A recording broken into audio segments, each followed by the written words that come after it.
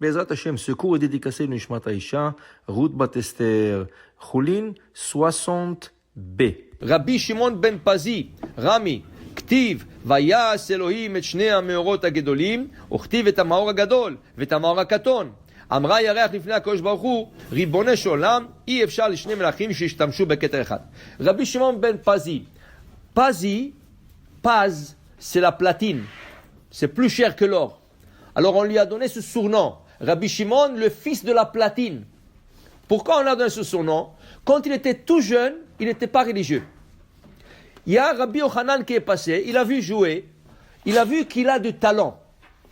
Il lui a dit, écoute mon fils, viens avec moi à la yeshiva. Non, il dit, non, moi c'est pas la yeshiva, moi je vais pas aller à la yeshiva. Il dit, écoute-moi, si tu viens avec moi à la yeshiva, tu étudies quelques années, 2, 3 ans, 4 ans, et je vois que tu étudies bien, je te promets de te donner un seau avec 2 pièces en or. Ah, tu dis ça à un enfant de 8 ans, 9 ans, je te donne un seau plein de pièces en or, waouh! Qui sait que même des adultes, ils n'ont pas ça. Il dit, oui, je viens tout de suite avec vous. Il est parti avec lui, il a commencé à étudier, il est devenu un grand érudit. 3 ans ont passé, 4 ans. Alors il est venu chez son maître, il dit, Mechila Rabbi, vous savez, vous m'avez dit 3, 4 ans, bien étudié, voilà, j'ai réussi. Votre promesse. Il dit, oui, il n'y a pas de problème, mon fils. Continue à étudier quelques jours et je vais venir te voir. Donc, lui, il continue quelques jours et le rabbin, il n'a pas l'argent. Il a fait une promesse, mais il n'a pas à lui payer. Il revient, il dit, oui, mon fils, regarde, on va attendre jusqu'à la fin de la semaine et je vais t'emmener le seau en or. Donc, il étudie, il revient et le rabbi lui dit, écoute, je ne sais pas quoi te dire. Ils sont en train de parler, il y a quelqu'un qui tape sur la porte. Il lui dit, Rabbi, je peux vous parler? Il dit, oui. Alors il a dit au petit, s'il te plaît, attends-nous dehors, 5 minutes, attends, rien que je vais finir. Il dit, qu'est-ce qu'il y a, monsieur? Il dit, écoutez, c'est une personne qui est veuf et il a une fortune, mais il ne sait pas à qui le laisser. Alors il a décidé que la meilleure des choses, c'est faire un don à yeshiva. Qu'est-ce qu'il emmène? Un seau plein de pièces en or. Le rabbi lui dit, waouh, toda rabba. Mais il lui dit, Rabbi, j'aimerais sponsoriser un élève. Et comme ça, quand il étudie, comme il n'a pas de famille, il n'a pas d'enfant, cet élève va faire le kaddish pour lui, il va étudier pour lui, ça va être son mérite. Oh, je lui dis, j'ai le meilleur partenaire pour toi. Alors il dit, attendez une seconde. Il sort dehors, il dit, viens. Comment il s'appelait le Rabbi Shimon? Viens, Rabbi Shimon, viens. Il dit, Rabbi Shimon, voilà le seau que je te promis. Waouh, merci beaucoup, Rabbi. Il dit, d'où vous l'avez eu? Ils n'étaient pas là. Il dit, non, voilà le monsieur, il cherche quelqu'un, il est veuf, il cherche quelqu'un qui va étudier pour lui, qui va... Alors, il veut que quand tu étudies, tu vas être partenaire.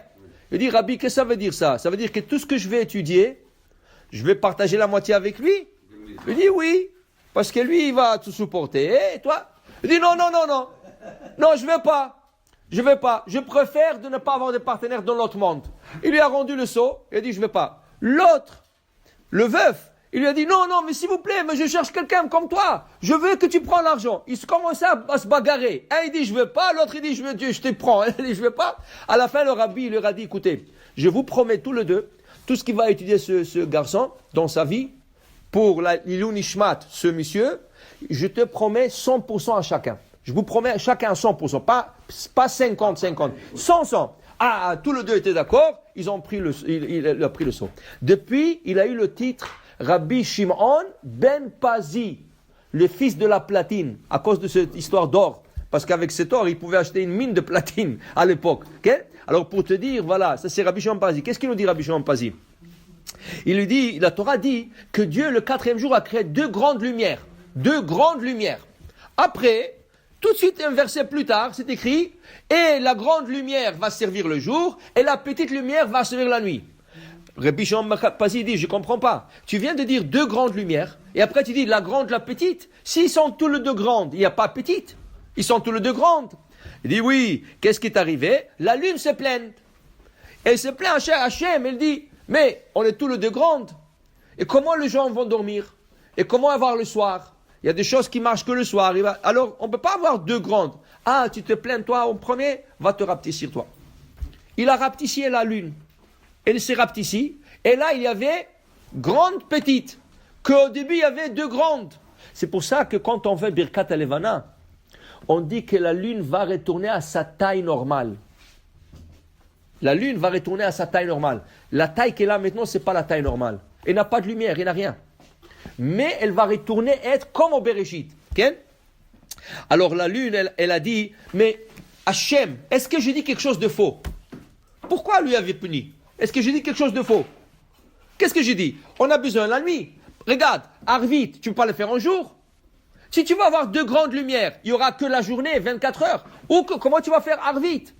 Il y a des choses que nous pouvons faire que le soir.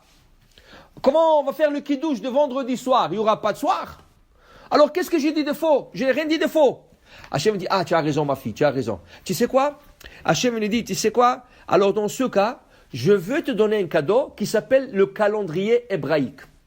Et le calendrier hébraïque va marcher sur le cycle lunaire, pas solaire. Le cycle solaire, le soleil, elle tourne autour d'elle-même 365 jours. Mais la lune tourne autour d'elle-même 355. 5 jours de différence, qui fait que chaque 3 ans, nous perdons un mois dans le cycle solaire. Ce qui fait que chaque 3 ans, nous rattrapons en faisant Adar et Adar. Le mois de Adar double. Alors la lune a dit, c'est excellent, mais c'est pas une consolation qui est assez. Alors Hachem dit, tu sais quoi? Hachem dit, tu sais quoi? Dans ce cas, écoute, je veux faire d'une sorte que je vais te donner des enfants. Quels sont les enfants de la lune? Les étoiles. Le soleil, quand il sort, elles sont seules. Toi, quand tu vas sortir avec tes enfants. Tu auras plein des enfants dans le ciel. Oh, c'est extraordinaire, Hachem. Mais c'est pas... Moi, je veux ma lumière. Je veux reprendre ma lumière. Je veux avoir de la lumière. Tov, tu sais quoi, la lune? Tu t'appelles maintenant petite. Tous les tzadikim vont se faire petits, comme toi. Ils vont s'appeler le petit. Il dit, Hachem, c'est pas suffisant. Hachem me dit, ok, je peux rien faire. Une fois que je te rapetissis, je ne peux pas te rendre la lumière. Alors, qu'est-ce que je vais faire? Hachem lui a dit, je vais emmener un sacrifice. Alors, regardez le dernier verset de Rosh Chodesh. Le dernier verset de Rosh dans la paracha, conclusion, Vesaïr echad chatat l'Hachem. Un bouc pour expier Hachem. Hachem a besoin d'une expiation. Qu'est-ce qu'il a fait? Non. Hachem a dit, oui, je vais emmener cette expiation. Pourquoi? Parce que je rapetissis la lune, mais je ne peux pas lui redonner sa lumière jusqu'à le temps de Mashiach. Quand Mashiach il va venir, je vais lui redonner sa lumière.